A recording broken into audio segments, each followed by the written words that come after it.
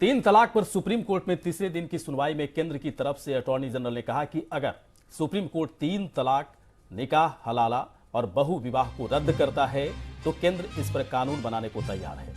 इसके साथ साथ अटॉर्नी जनरल ने कहा कि तीन तलाक संविधान के खिलाफ है। ये महिलाओं की समानता, लैंगिक समानता और मानवाधिकार के खिलाफ है।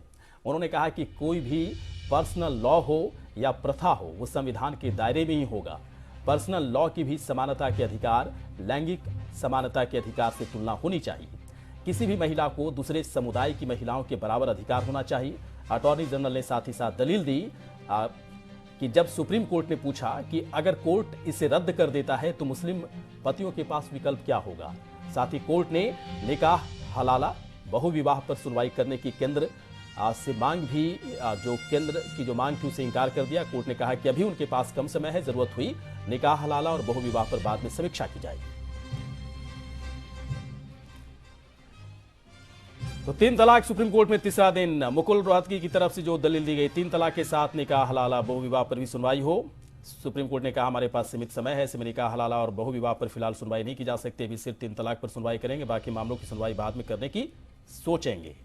तो सुप्रीम कोर्ट में तीसरा दिन मुकुल रोहतगी की तरफ से कहा गया कि पाकिस्तान, बांग्लादेश जैसे कट्टरपंथी देश भी अब सुधार की ओर बढ़ रहे हैं, लेकिन हम धर्मनिरपेक्ष देश होने के बावजूद इन मसलों पर आज तक बहस ही नहीं कर रहे।